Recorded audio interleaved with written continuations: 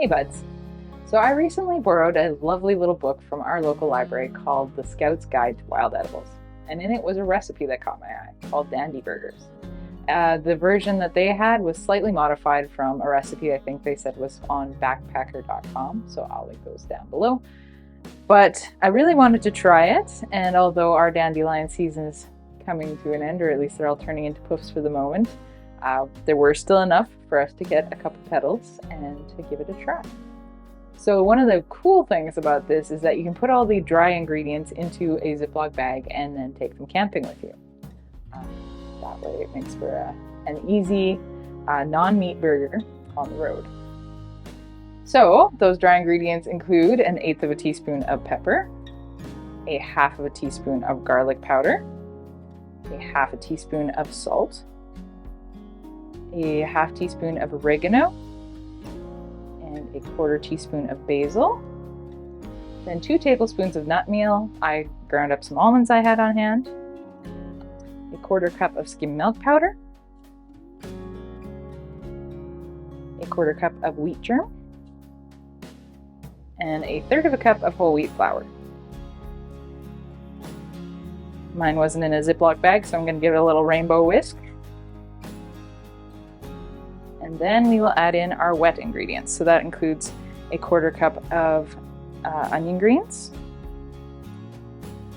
1/4 cup of the white part of the onion, bulb, 1 cup of freshly picked dandelion petals, yellow parts only as much as possible, and 1 egg, or if you don't want to use a wet egg, you can use a liquid egg or a egg replacement option for the vegan version.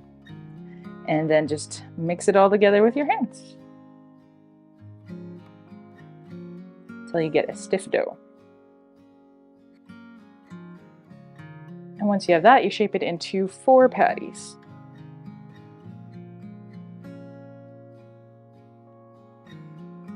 And with moist hands, it's a little easier to form your patties. So just try and make them kind of uniform so that they cook evenly.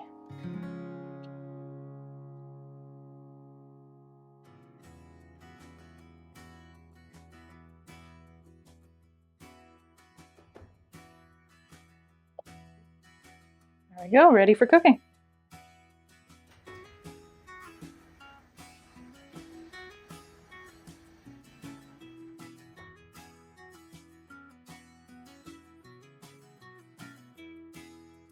And so we fry them up for a couple minutes on each side without drying them out until they're golden brown.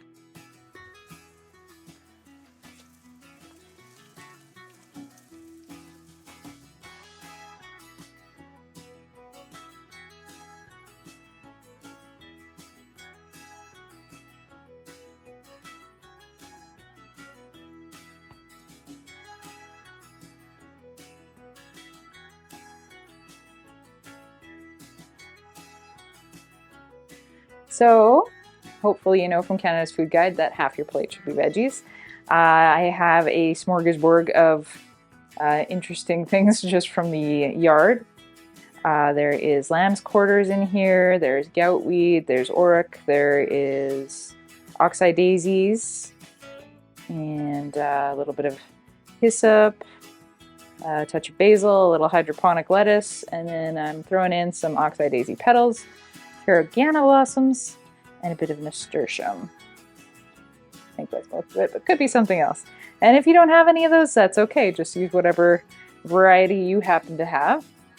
For dressing, then I'm going to add in a spoonful of oil, vegetable oil, or olive, or whatever you like. A little bit of sweetness, so you can use maple syrup, or I'm going to go with a linden blossom syrup today, and a fruity vinegar. So this is a pineapple vinegar that I made, but apple cider would also work just fine. So we had this style of dressing the other day and thought it was pretty decent.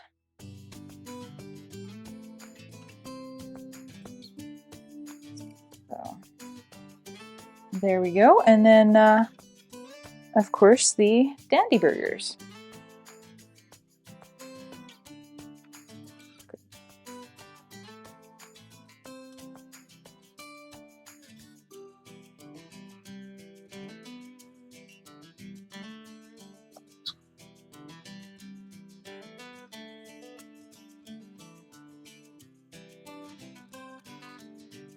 And it's always nice to garnish with an edible flower if you have them. So here are some nasturtiums for ours. And we'll see how they taste. Charles attempts the first bite.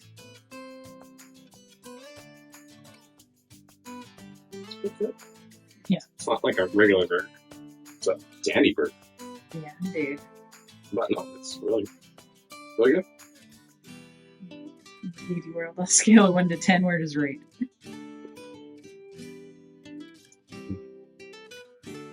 Would eat again? Definitely would eat again. Like a 7 or 8. That's it. It's pretty good.